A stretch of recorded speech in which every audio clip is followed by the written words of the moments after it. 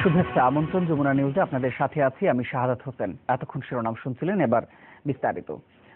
আব্দুল লতিফ সিদ্দিকীকে মন্ত্রিসভা থেকে বাদ দেওয়ার চূড়ান্ত প্রক্রিয়া চলছে। এখন রাষ্ট্রপতি অনুমোদন দিলেই মন্ত্রিসভা থেকে অপসারিত হবেন লতিফ।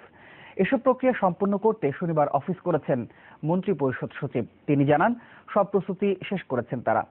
এদিকে লতিফ সিদ্দিকীর বক্তব্যকে সরকারের বক্তব্য বলে দাবি করেছেন তার ভাই ও কৃষক শ্রমিক জনতা লীগের সভাপতি কাদের সিদ্দিকী। পরিবারের পক্ষ থেকে লতিফের বক্তব্যের জন্য ক্ষমা চেয়েছেন তিনি। নিউ ইয়র্কের টাঙ্গাইল সমিতির সভায় পবিত্র হজ ও ইসলাম নিয়ে বিরূপ মন্তব্য করেন ডাক ও টেলিযোগাযোগ মন্ত্রী লতিফ সিদ্দিকী। আমি জামায়াতে ইসলামের যত বিরোধী, তার থেকে হজের এবং তাবলীগের বিরোধী। ঔদ্ধত্যপূর্ণ বক্তব্যের জের ধরে দল ও দলের বাইরে সব জায়গায় সমালোচনার মুখে পড়েন তিনি। প্রধানমন্ত্রী শেখ হাসিনাও সাফ জানিয়ে দেন দল ও মন্ত্রিসভায় স্থান নেই লতিফ সিদ্দিকীর। আমি বলছি তাকে মন্ত্রিসভায় রাখবো না। শুক্রবার রাতে রাষ্ট্রপতি অ্যাডভোকেট আব্দুল হামিদ হজ থেকে ফেরার পর লতিফ সিদ্দিকীকে মন্ত্রিসভা থেকে অপসারণের প্রক্রিয়া শুরু হয়। মন্ত্রিপরিষদ সচিব এ নিয়ে শনিবার ছুটির দিনেও অফিস করেছেন। তিনি জানান রাষ্ট্রপতির স্বাক্ষরের পরই প্রজ্ঞাপন জারি করা হবে। তবে লতিফ সিদ্দিকীর সাথে মন্ত্রিপরিষদ কোনো যোগাযোগ করেছে কিনা এ নিয়ে মন্তব্য করতে চাননি সচিব। সাভারটি মহামান্য রাষ্ট্রপতি কর্তৃক অনুমোদিত হতে হবে, আনুষ্ঠানিক অনুমোদনের প্রয়োজন হবে। সেই অনুমোদনের পরেই প্রজ্ঞাপন জারি করা হবে। কারণ আমাদেরকে কিছু বিধি নিয়ম, কিছু নর্মস প্র্যাকটিস অনুসরণ করতে হয় এবং এটাও একটা এরকম। এদিকে হজ নিয়ে লতিফ সিদ্দিকীর মন্তব্য সরকারের বক্তব্য বলে দাবি করেন কাদের সিদ্দিকী। জাতীয় প্রেস ক্লাবে সংবাদ সম্মেলনে দুঃখ প্রকাশ করেন তিনি। আওয়ামী লীগের লতিফ সিদ্দিকী আমার কেউ না, মন্ত্রী লতিফ সিদ্দিকী আমার কেউ না, কিন্তু আল্লাহ প্রদত্ত সম্পর্কে আমি তার ভাই। আজকে সেই জন্য আল্লাহর কাছে প্রার্থনা করি, হে প্রভু আপনি আমাকে দয়া করুন, আমার দেশকে আপনি রক্ষা করুন, আমার বড় ভাইকে আপনি হেদায়েত করুন, হেদায়েত করুন।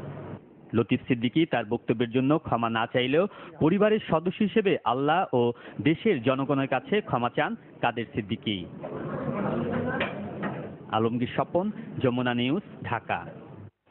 মন্ত্রিত্বের পর দলেরও কঠোর সিদ্ধান্তের মুখোমুখি হতে হচ্ছে লতিফ সিদ্দিকীকে।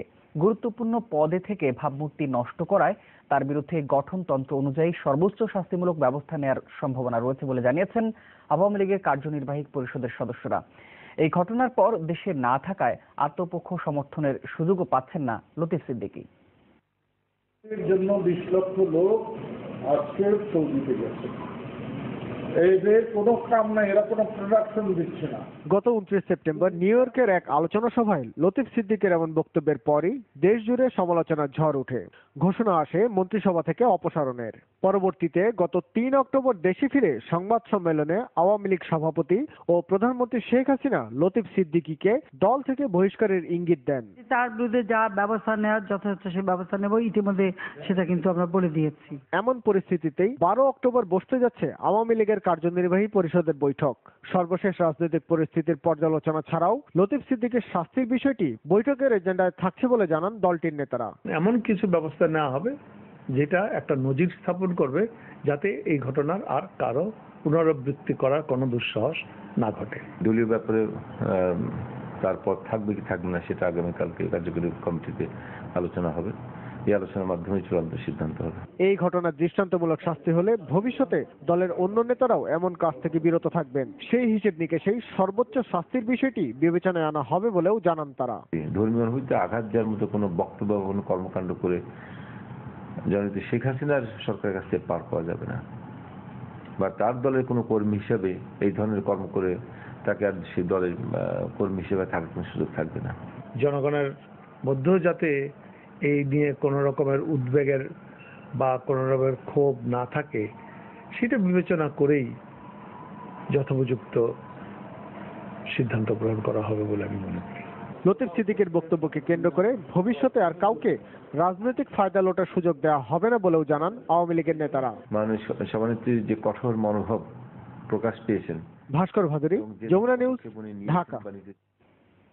ঈদ ও পুজোর ছুটি কাটিয়ে দুর্ভোগ নিয়ে ঢাকায় ফিরছে মানুষ। তাদের চাপে ধারণ ক্ষমতার কয়েক গুণ বেশি যাত্রী নিয়ে চলছে দক্ষিণাঞ্চলের লঞ্চ। অথচ নিয়ম হচ্ছে রাতের বেলায় ধারণ ক্ষমতার অর্ধেক যাত্রী নিয়ে চলতে হবে। বিশেষজ্ঞরা বলছেন 7 মিটারের বড় লঞ্চগুলোতে দুর্ঘটনার হার কম, কিন্তু এগুলো ঝুঁকিমুক্ত নয়।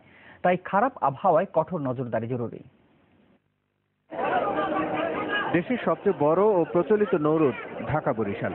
এক একটি লঞ্চের যাত্রী ধারণ ক্ষমতা 500 থেকে 1000, অথচ লঞ্চগুলোতে তাকালেই দেখা যায় কয়েক গুণ বেশি যাত্রী। সরকারি হিসাবে প্রতি বছর দুর্ঘটনার কবলে পড়ে অন্তত 20টি নৌযান, আর বুয়েট বলছে এর প্রায় অর্ধেকই অতিরিক্ত যাত্রী পরিবহনের কারণে। বিশেষজ্ঞরা বলছেন বড় এসব নৌযানে দুর্ঘটনার হার কম, তবে ঝুঁকিমুক্ত নয়। তাই আগেভাগেই সতর্ক হওয়া জরুরি। Regulatory body, law enforcing agency, তাদেরও দায়িত্ব আছে যে লঞ্চের অতিরিক্ত যাত্রী, যে পরিমাণ যাত্রী বহন করার কথা দিনে কিংবা রাত্রে কিংবা অশান্ত নদীতে কিংবা আবহাওয়া খারাপে, সেই পরিমাণ যাত্রী বেশি যেন যাত্রী বহন না করতে পারে, সেদিকে আমাদের সজাগ দৃষ্টি রাখতে হবে। এখনো স্মৃতির আড়ালে যায়নি কিছুদিন আগে ডুবে যাওয়া পিনাক 6-এর মর্মান্তিক ঘটনা। অথচ এরই মধ্যে শিথিল হয়েছে নজরদারি, ধারণ ক্ষমতার বেশি যাত্রী উঠছে ছোট লঞ্চগুলোতেও। বৈরী আবহাওয়ায় এসব লঞ্চ না চালানোর পরামর্শ বিশেষজ্ঞদের। ছোট লঞ্চগুলো এমনিই ভালনারেবল, কারণ জাহাজের একটা কোফিশিয়েন্ট আছে যেটাকে বলা হয় ব্লক কোফিশিয়েন্ট। এই ব্লক কোফিশিয়েন্টগুলো খুব অল্প, অর্থাৎ 0.5, 0.55, 0.6, not more than that fur, এবং যার ফলে এই ভেসেলগুলো সহজেই কাজ পেয়ে যায়। নজরদারির দায়িত্বে থাকা বিআইডব্লিউটিএ বলছে যাত্রীদের চাপে নজরদারি করা কঠিন, তারপরও বিভিন্ন রুটে চেষ্টা চালিয়ে যাচ্ছেন তারা। যাত্রীরা প্রতিযোগিতা করে এমনভাবে উঠে যাচ্ছেন যে তাদেরকে ফিরিয়ে রাখা মুশকিল হয়ে যাচ্ছে, কিন্তু তারপরও যাত্রীদের যখন চাপ আছে, আপনার গুনে গুনে না কারো রুটে গুনে গুনে যাত্রীদেরকে লঞ্চে তোলা হচ্ছে, কিন্তু তারপরেও যাত্রীরা সেটি মানতে চাচ্ছেন না। যাত্রীদের সচেতনতা বাড়ানো জরুরি বলে মন্তব্য করেন তিনি। রাসেল আহমেদ, যমুনা নিউজ, ঢাকা। দ্রুত গতিতে ভারতীয় উপকূলের দিকে এগিয়ে যাচ্ছে ঘূর্ণিঝড় হুদহুদ। আবহাওয়া দপ্তর জানিয়েছে রোববার সকালে প্রায় 200 কিলোমিটার বেগে অন্ধ্রপ্রদেশের বিশাখাপত্তনমে আঘাত হানবে এটি। এরই মধ্যে অন্ধ্র, ওড়িশা ও তেলেঙ্গানা রাজ্যের 5 লাখ মানুষকে নিরাপদ স্থানে সরিয়ে নেওয়া হয়েছে। সর্বোচ্চ সতর্ক অবস্থায় আছে ভারতীয় নৌবাহিনী। সময়ের সাথে বাড়ছে গতি, সেই সাথে ক্ষয়ক্ষতির আশঙ্কা। ঘূর্ণিঝড় হুদহুদের কবল থেকে বাঁচাতে ভারতের অন্ধ্রপ্রদেশ ও উড়িষ্যার উপকূলের ঝুঁকিপূর্ণ 436টি গ্রাম থেকে প্রায় 5 লাখ মানুষকে সরিয়ে নিচ্ছে প্রশাসন। খোলা হয়েছে 370টি শরণার্থী শিবির। জোরে সোরে কাজ করছে প্রশাসন। ঝুঁকিপূর্ণ এলাকাগুলোতে জেলা প্রশাসকেরা নিজেরাই মাঠে নেমেছেন।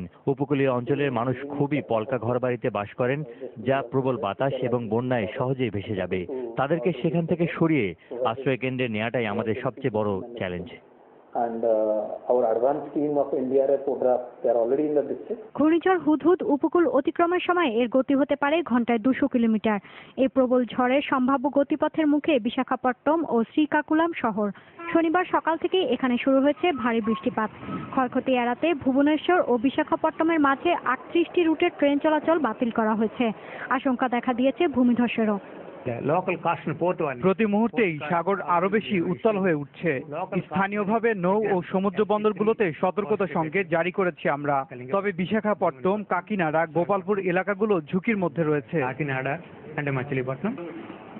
উপকূল অতিক্রমের পর ঘূর্ণিঝড় হুদহুদ উড়িষ্যা ও ছত্তিশগড়ের দিকে এগিয়ে যাবে। পরোক্ষ প্রভাব পড়বে পশ্চিমবঙ্গেও।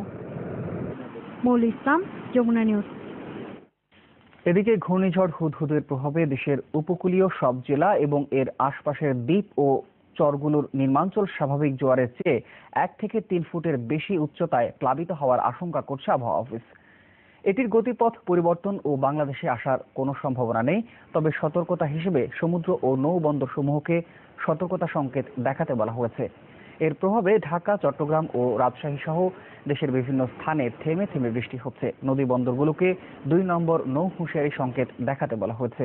গভীর সাগরে অবস্থানরত মাছ ধরার নৌকা ও ট্রলারকে পরবর্তী নির্দেশ না দেওয়া পর্যন্ত উপকূলের কাছাকাছি থেকে সাবধানে চলাচল করতে বলা হয়েছে।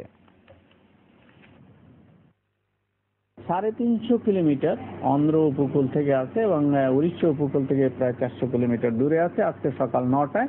আর বাংলাদেশ থেকে মংলা সমুদ্র বন্দর থেকে 850 কিলোমিটার দক্ষিণে অবস্থান করছে। তো এটার কোনো পরিবর্তন, ডিরেকশন পরিবর্তন করার সম্ভাবনা এখনো কোনো নেই এবং এটা বাংলাদেশে আসার এখনো কোনো সম্ভাবনা নেই।